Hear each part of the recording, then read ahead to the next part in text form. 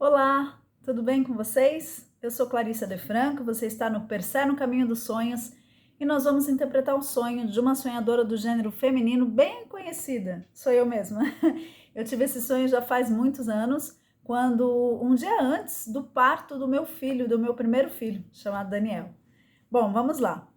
Tinha acontecido um acidente na estrada, havia muito sangue, várias pessoas machucadas. Meu pai tinha uma caminhonete, então começou a colocar as pessoas nessa caminhonete para levá-las para o hospital. Eu estava com muito medo, pois tinha muito sangue. Tínhamos que estancar esse sangue, mas não sabíamos se íamos conseguir. Depois eu aparecia na sala do meu apartamento. Estávamos eu, meu marido e uma pessoa que eu não conhecia, um estrangeiro, que se esparramava no sofá, apossando-se do controle remoto, e eu pensei, que estrangeiro mais folgado. Assim termina o sonho, a gente vai conversar um pouquinho sobre ele e depois eu vou contar as circunstâncias em que aconteceu, né, esse sonho, na época. Bom, primeiro que quando a gente, né, pensa nesse sonho, vem à tona essa ideia de uma angústia, uma ansiedade muito grande para estancar o sangue. Inclusive, o título, né, que eu dei é justamente esse, é estancar o sangue. Então, essa era a grande tarefa que tinha no sonho, né? O sangue precisava ser estancado, porque senão era um risco de hemorragia e era um risco das pessoas morrerem. Então tinha essa coisa meio urgente de estancar o sangue e de fazer uma espécie de salvamento daquelas pessoas todas, né, que estavam ali. Então essa imagem do sangue ela está muito presente.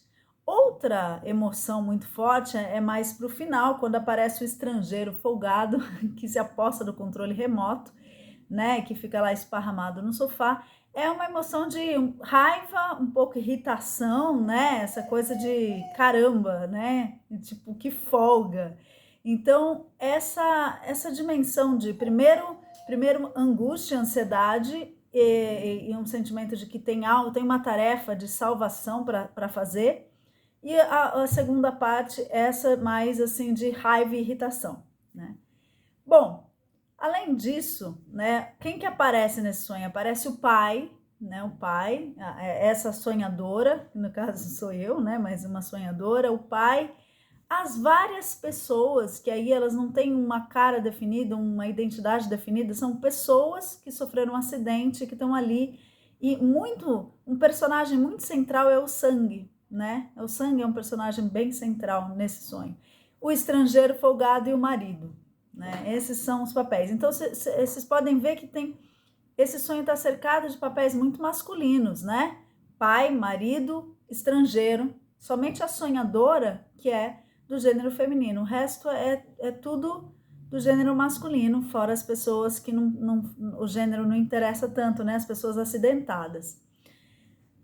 Isso já remete aí a uma questão do ânimos dessa sonhadora, ou seja, o ânimos tem a ver com essa energia que é conhecida, né, como energia masculina, então essa energia de assertividade, de ação no mundo, e esse sonho realmente ele tem uma ação no mundo, né, tem algo a ser realizado aí. Bom, tem uma outra imagem bem importante nesse sonho, que eu falei do sangue, da necessidade de estancar. Isso está ligado a uma fase alquímica, né? O Jung estudou as fases alquímicas correlatas, né, análogas aos processos de transformação da consciência. Tem um vídeo nosso aqui, dá uma olhada lá sobre esse tema. É muito interessante.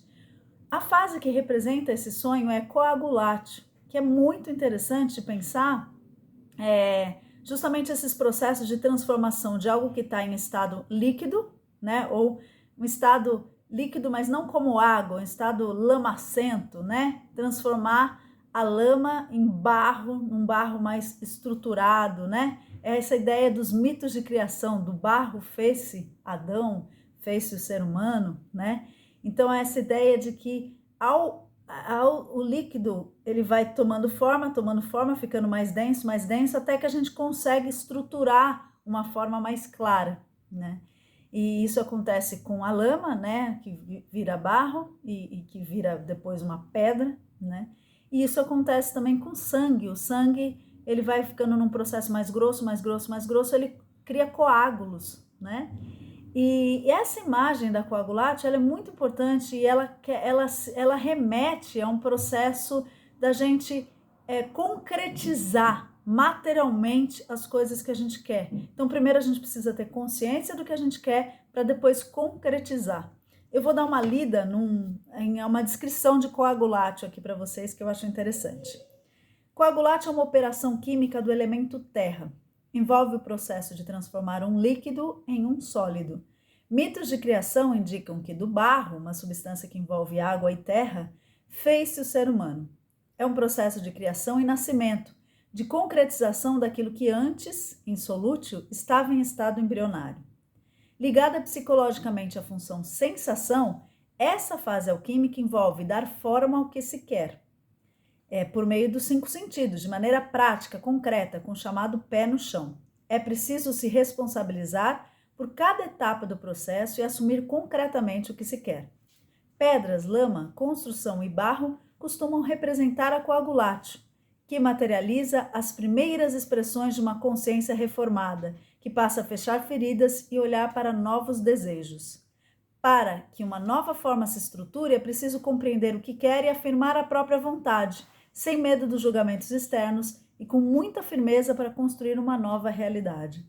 Tem algo aí em coagulate bem interessante, que é quando faz a coagulação, você está fechando aquelas feridinhas. Vamos pensar até no processo de cicatrização. Se a gente tem um corte, o sangue está correndo, está correndo, está correndo. Lembra no sonho a hemorragia, né? Tem que estancar, tem que parar o sangue. E aí começa a formar a casquinha e começa a formar pequenos processos de cicatrização que tem a ver com a coagulação. Então, essa fase, ela é de fechar feridas, né?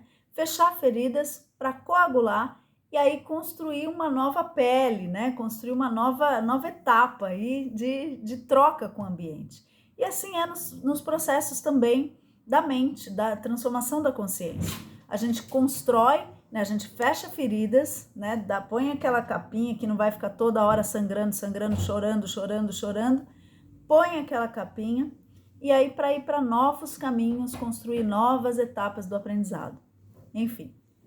E aí essa fase final, né, do estrangeiro folgado, né? Então o sonho tem primeiro esse sangue todo que precisa ser estancado e surge no final uma imagem aí de uma casa, né, e o estrangeiro folgado. E é difícil da gente chegar nessa compreensão do que seria esse final, né, dessa história, mas algo se concretiza ali, né? Algo se materializa. Estava no começo ali a gente pensando em coagulátio, envolve algo que está para nascer. De repente surge um estrangeiro lá, um estrangeiro folgado que está com controle remoto. Só para vocês terem uma noção, eu falei que eu estava foi um dia antes do meu parto, né? Foi interessante porque eu tive nos dois, na verdade, né? Eu tenho 2 filhos, nos 2 partos eu passei por algo similar, nas 2 gestações. Eu tenho baixa de plaquetas. Então, a plaqueta, ela tem a ver com a cicatrização do sangue. Então, quando a gente tem baixa de plaquetas, o sangue geralmente tem mais dificuldade de cicatrizar e por isso a gente tem maior risco de hemorragia.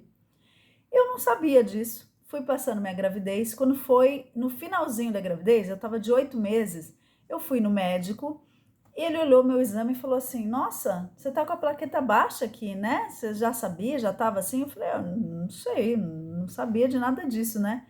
Ele falou, olha, vai amanhã no hospital, né? E me liga de lá, pede para ligarem de lá, né? Porque assim, eu quero ver esse resultado e tal. Eu fui para casa tranquila, mas tive esse sonho. No dia seguinte, eu fui para o hospital, conforme combinado, fiz o exame, ligaram para o médico, em 15 minutos eu estava na sala de parto.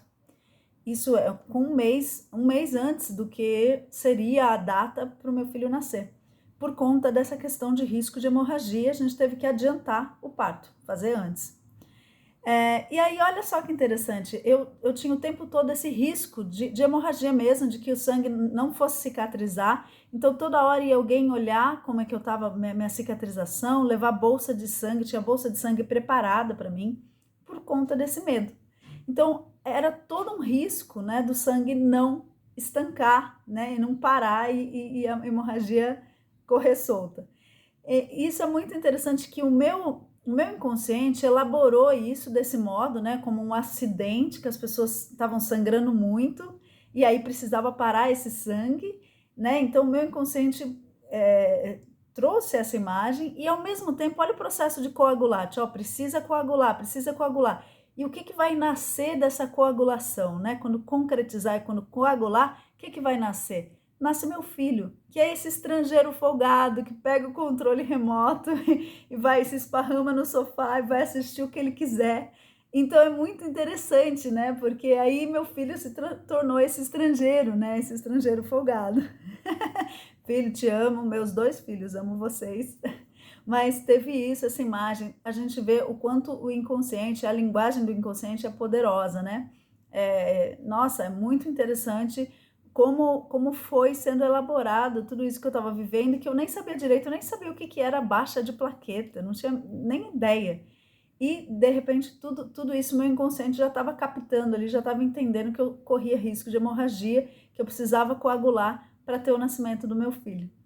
Bom, é isso. Espero que vocês tenham gostado. Qualquer coisa, entre em contato comigo no clarissadefranco@hotmail.com. Também estou disponível para a gente conversar por aqui, tá bom? Nas mensagens. Obrigada e um beijo. Até mais. Tchau, tchau.